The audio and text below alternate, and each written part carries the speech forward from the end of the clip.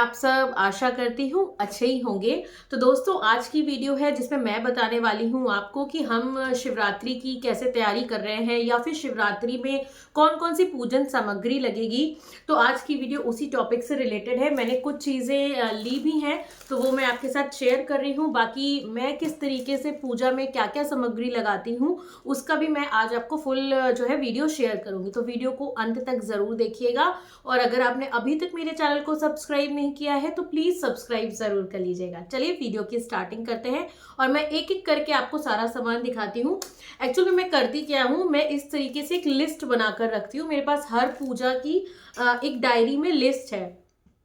आप लोग भी ऐसे लिस्ट बनाकर रख सकते हैं, जैसे कि शिवरात्रि है तो उसकी लिस्ट होती है, आने वाले जैसे जो जो भी त्योहार होते हैं, होली है तो उसमें सब लिस्ट एक तरीके से बनी हुई है। मेरी एक ही डायरी में सारे फेस्टिवल्स का जो भी पूजा का सामान लगता है वो लिखा रहता है। तो जब भी कोई फेस्टिवल आता है तो मुझे कोई प्रॉब्लम नहीं होती, बस वो फेस्टिवल वाला पेज आप खोलो और जो लिस्ट होती है उसके अकॉर्डिंग मैं वो सामान चेक कर लेती हूँ कि मेरे पास क्या चीज़ें हैं और क्या चीज़ें नहीं हैं और लिस्ट बनाकर उस सामान को ले आती हूँ। तो चलिए एक एक करके आपको मैं सामान दिखाती हूँ।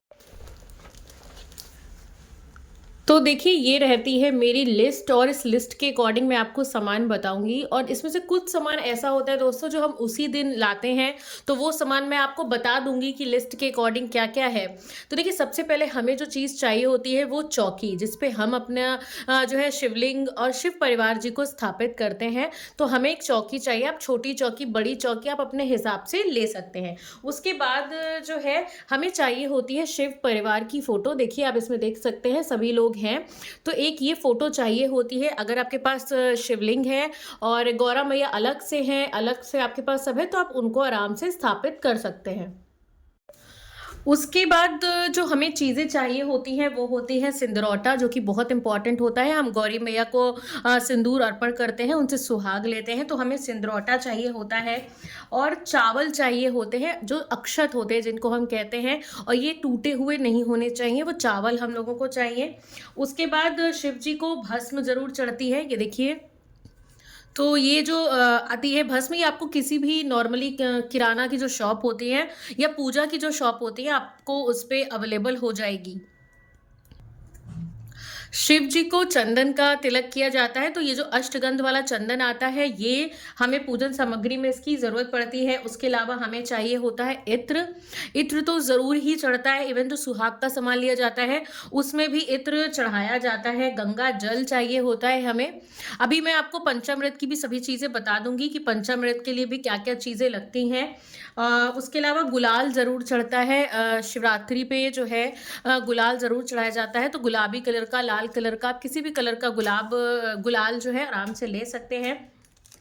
वस्त्र रूपी जो है, अगर आप वस्त्र नहीं चढ़ाते हैं तो कलावा ज़रूर अर्पण कीजिए। तो देखिए कलावा बहुत इंपॉर्टेंट होता है, कलावा चाहिए होता है।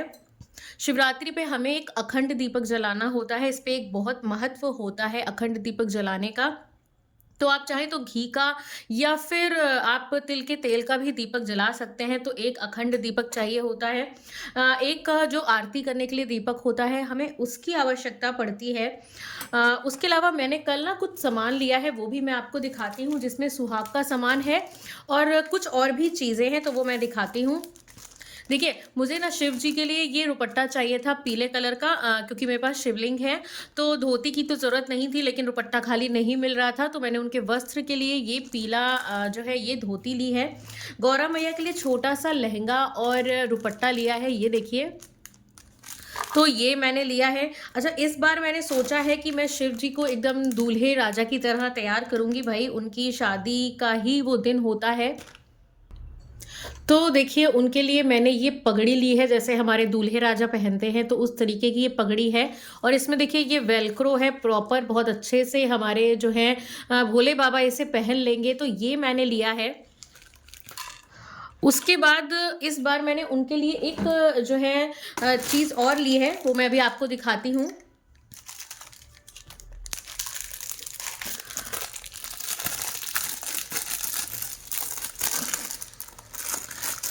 मुझे ये पहले कभी दिखा नहीं तो लिया भी नहीं।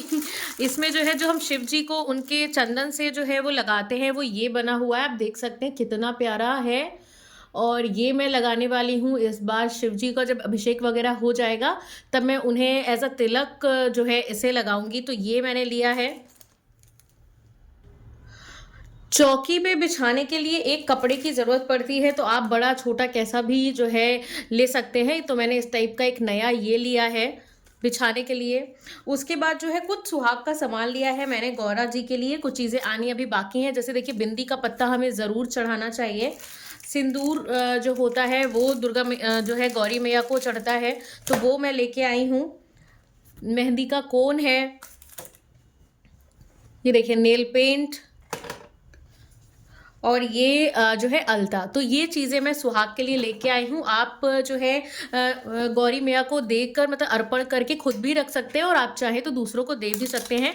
उसके अलावा मैंने कुछ चूड़ियाँ भी ली हैं, ये देखिए ये। तो ये सब चीज़ें जो है वो सुहाग में हम चढ़ाने वाले हैं देवी मैया को। तो ये तो कुछ चीज़ें हुई। अच्छा, एक चीज़ और रह गई, ये जो है जनेऊ रह गए।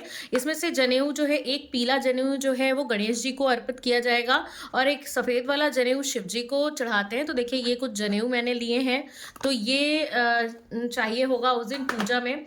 उसके बाद हमें चाहिए होगी माचिस, जो कि बहुत ही इम्पोर्टेंट है। इसके अलावा भी और भी कुछ चीज़ें चाहिए, तो वो मैं आपको बताती हूँ। इसके अलावा जो और चीज़ें हमें चाहिए, तो वो मैंने अभी इसमें नहीं दिखाई हैं अपने सामान में। तो वो है जैसे पंचामृत, जिससे हमें अभिषेक कराना होता है। तो उसमें देखिए दूध लगता है, दही होता है, शक्कर होता है, शहद होता है, और जो है गंगा जल पड़ता है, तो उस देसी घी लगता है। तो इन सब चीज़ों से हम अभिषेक कराते हैं, जो कि मैंने अभी नहीं निकाला है, ये उसी दिन निकाला जाता है। उसके बाद देखिए जो हमें चाहिए होता है मीठा, यानी कि जिसका हम भोग लगाते हैं। मीठे में आप कुछ भी ले सकते हैं, जो आपकी श्रद्धा हो उसके हिसाब से। फल लगते हैं, फलों में बेर बहुत इंपॉर्टेंट होता है, कि बेर बहुत मतलब इंपॉर्टेंट होता है, लगाना ज़रूरी होता है। तो आपको अगर बेर मिल जाए तो आप बेर ज़रूर लगाइए।